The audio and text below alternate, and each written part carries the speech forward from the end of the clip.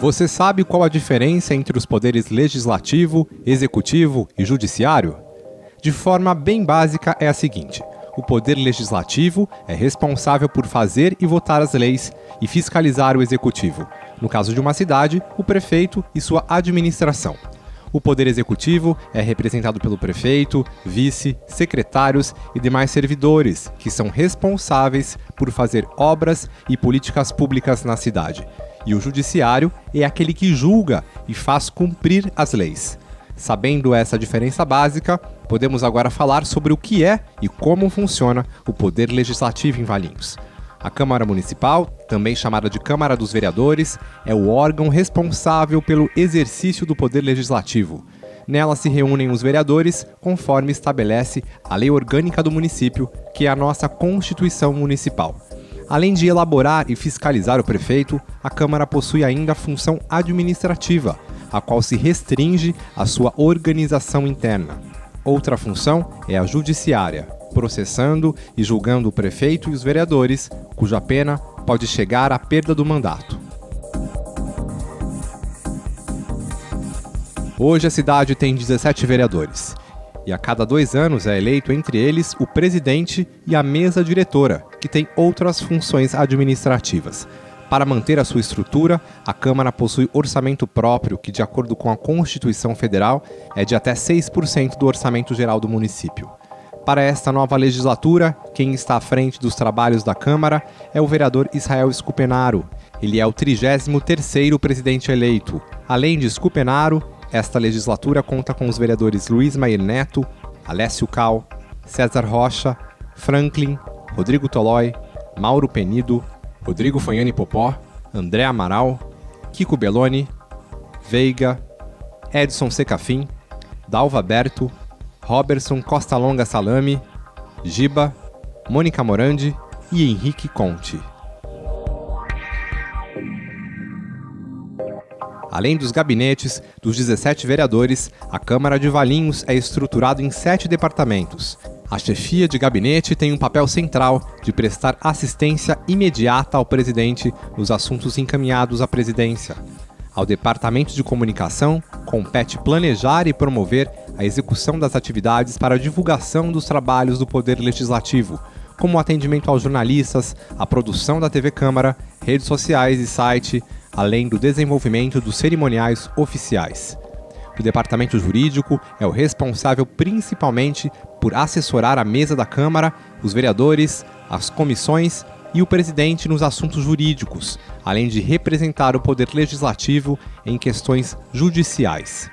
O Departamento Administrativo é responsável por toda a parte estrutural de compras, recursos humanos e manutenção da casa. É o setor que cuida do andamento do dia a dia da Câmara e faz com que os servidores possam executar os seus trabalhos e os munícipes serem atendidos. Ao Departamento de Expediente, Protocolo e Gestão de Documentos compete o envio das cartas oficiais, fazer o controle da tramitação dos documentos, registrando e atualizando o seu andamento, controlar os processos de informação ao cidadão, recebendo seus questionamentos, sugestões e pedidos e encaminhando ao setor correto, além de zelar por toda a documentação. O Departamento Financeiro é o responsável por fazer com que o orçamento da Câmara não seja descumprido, ou seja, faz as contas e pagamentos para que não haja mais gastos do que o valor recebido para passar o ano. Já o Departamento Legislativo recebe as proposituras dos vereadores da Prefeitura que serão debatidas nas sessões. Cabe aos seus servidores ver se a documentação está correta, entregue dentro do prazo, além de organizar e documentar tudo depois que as proposituras são aprovadas, como o envio de requerimentos, indicações, projetos de lei aprovados ao prefeito. Os vereadores têm alguns instrumentos de trabalho para poder fiscalizar o executivo e poder propor leis.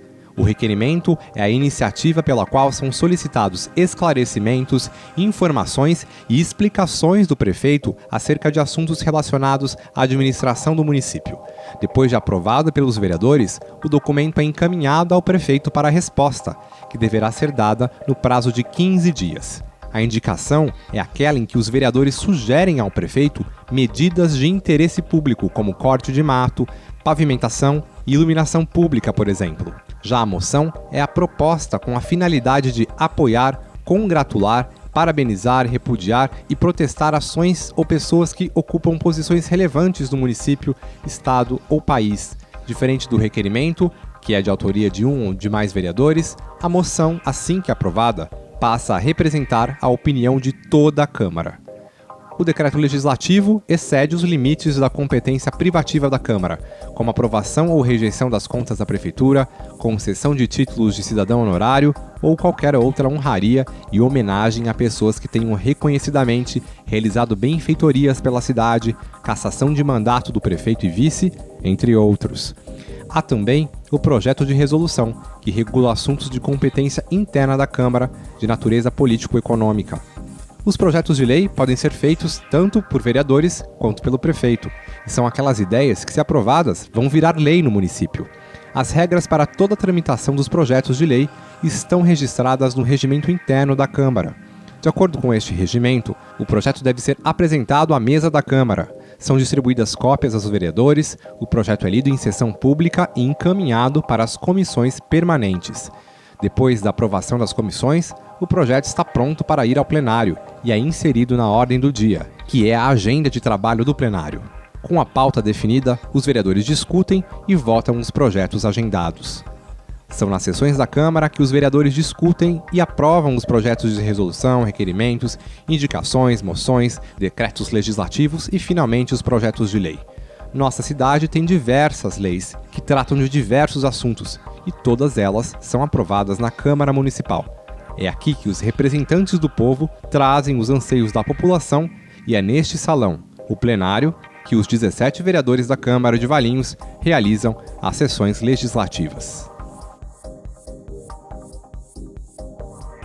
Após a emancipação e com a primeira eleição, o município de Valinhos foi oficialmente instalado em 1955, ano em que a cidade conheceu seu primeiro prefeito, Jerônimo Alves Correia, e os seus primeiros vereadores, além do primeiro presidente, Oswaldo Conte. Também, em 1º de janeiro de 1955, ocorreu a primeira sessão legislativa. Na época, eram apenas 13 vereadores. Até hoje, os vereadores que integram a Câmara Municipal, em suas 17 legislaturas, produziram milhares de leis, decretos, normas e códigos que passaram a reger nossa vida cotidiana. O plenário, a Casa do Povo e o palco da democracia já registrou debates empolgantes, brigas homéricas, convenções partidárias, velórios, posse de todos os prefeitos, reuniões importantes, enfim, eventos que direta ou indiretamente interferiram na história de Valinhos. Desde a sua instalação, a Câmara permaneceu por 57 anos no antigo prédio, ao lado da Igreja Matriz, se adequando às modernizações e necessidades de mais departamentos e funcionários. Porém, com o aumento da população em mais de 120 mil habitantes, Valinhos se viu na necessidade de aumentar também o número de vereadores de 11 para 17, como autoriza a emenda constitucional para os municípios com mais de 80 mil habitantes. Para isso também foi pensada uma nova sede, construída com o objetivo de acomodar melhor toda a população.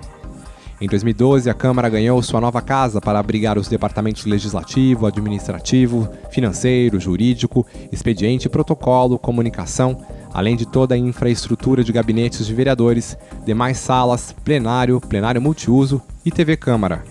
As sessões do plenário são públicas e podem ser acompanhadas todas as terças-feiras, às 18h30, no prédio da Câmara, localizado na rua Ângelo Antônio Schiavinato, número 59, Residencial São Luís, próximo ao Fórum, ou por meio da TV Câmara, canal 99 ou 4 da NET, e também pela internet no endereço www.câmaravalinhos.sp.gov.br.